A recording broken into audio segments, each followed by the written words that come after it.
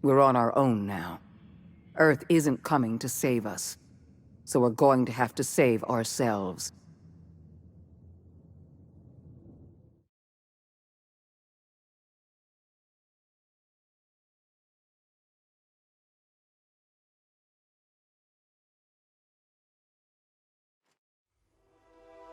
The OSI teaches that everything in the universe happens according to the grand plan. But the stranger that arrived in Halcyon was an unplanned variable. From the moment he landed in Emerald Vale, his actions altered the course of history. The riots in Tartarus ended in a total victory for the board. Without any significant threats to challenge their power, the board asserted their control over the colony. The lifetime employment program began immediately, and the people of Halcyon did exactly what they were expected to do. They obeyed. Sophia Akande converted the labyrinth from a prison to a processing center. She jettisoned the original colonists out of the Hope and transformed the ship into a massive storage facility. One by one, the workers of Halcyon surrendered themselves to the program. They arrived with their families and their friends, their colleagues and their neighbors, and then, one by one, they marched into their stasis chambers. As the workers of Halcyon slept in their hibernation chambers, their settlements became ghost towns, left behind by the board to be reclaimed by nature. Only Byzantium remained, a shining beacon of civilization in an otherwise abandoned colony. The people of Byzantium spent the rest of their days gorging themselves on their stockpile of resources. As for the workers of Halcyon, they never felt the effects of the collapse. They never felt anything at all. With the board shuttering many of its smaller townships, Zora was unable to establish a foothold on Terra 2. However, the news that people were alive and well on Monarch brought in a surge of new blood to the iconoclasts, especially among workers falling through the cracks of the lifetime employment program. From the fortified walls of Stellar Bay, the iconoclasts were able to usher Monarch into a new age of strength and stability. Consumed by paranoia, Lilia Hagen took Sublight Salvage in a controversial direction, openly accusing board officials of an extraterrestrial conspiracy. One day, an accident at the Groundbreaker's docking bay silenced her forever. Time would tell if her replacement could keep the Sublight family together. Over the years, the ruins of Edgewater caused irreversible environmental damage to the landscape of Emerald Vale, owing largely to the presence of toxic compounds in the town's building materials. As for Edgewater's former workers, their remains provided a source of nourishment for the region's fauna, leading to an explosion in the sprat population. While the Groundbreaker remained mechanically stable, the changing times forced Junlei Tennyson to make some difficult calls on behalf of her community. The work of maintaining independence was an uphill climb, and she found herself caving to bad faith compromises with the board. Time will tell if the Groundbreaker can endure. As smaller settlements were swallowed up and their workers drafted into the lifetime employment program, Byzantium continued to thrive. While its citizens lived in decadence and extravagance, a small cadre of scientists worked to solve the nutrition crisis that threatened Halcyon. No one else much noticed the townships that disappeared from the map, or the luxuries that slowly lost their luster year by year. Your influence shifted Ellie's perspective. She finally admitted, albeit grudgingly, that she just might need other people. Sometimes. With a steady income from the life insurance payouts, she was finally able to afford a ship of her own.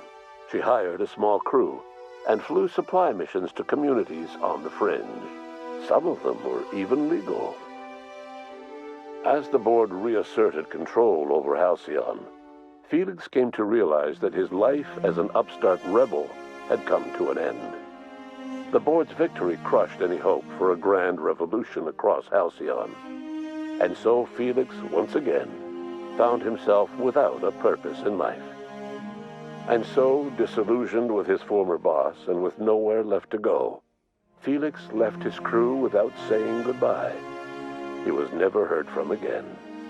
As a reward for his part in her courageous rescue, the adjutant invited the vicar, known as Max, to become one of the leaders of the Order of Scientific Inquiry. But Max had no interest in serving any organization, let alone the OSI, which he knew would never tolerate his heretical theories. Instead, he attempted to minister to the people of Byzantium. They rejected his ideas, being far too satisfied with their own material comforts. Disillusioned, Max gave up and left the city. He was never heard from again. Once the matter with the Hope colonists was resolved, Junlei bashfully asked Parvati if she'd like to join her permanently on the Groundbreaker, and Parvati enthusiastically, if somewhat awkwardly, agreed. As the board began to roll out their lifetime employment program, Parvati was increasingly plagued by dreams of freezing to death, and rarely left their shared quarters.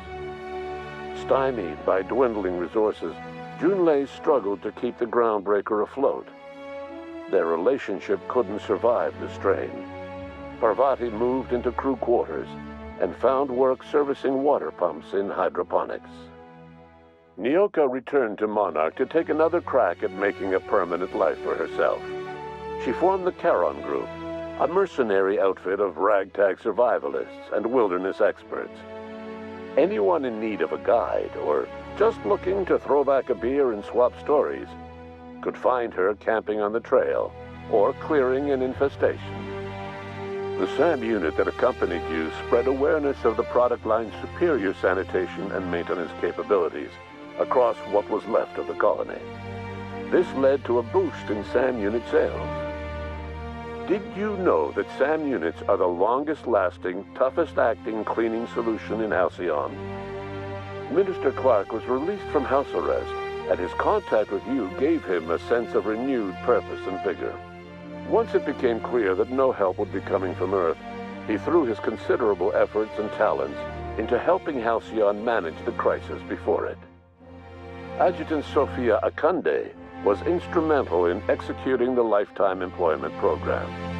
Following the death of Chairman Rockwell, Sophia Akande served as the loyal adjutant to her former freelancer, now the most powerful person in Halcyon. With Halcyon's workers suspended in a state of hibernation, starvation and chaos are problems of the past. The Lifetime Employment Program succeeded in its goals, but that success came at a price. The Halcyon of today is nothing at all like the colony of yesteryear. Power remains concentrated in Byzantium, but all the colony's resources serve the lifestyle of the elite, thereby transforming Halcyon into one of the smallest and most exclusive colonies in the system. And what about you, the unplanned variable in the history of Halcyon? You brought an end to the chaos on Tartarus and proved yourself the most capable leader left in the colony. With Sophia Akande as your adjutant, you returned in triumph to Byzantium. All of Halcyon was yours. In time, you demonstrated a talent for leadership that far surpassed your predecessor, Chairman Rockwell. With your steady hand, you guided Halcyon through the turbulent years to follow and helped ensure the colony's survival.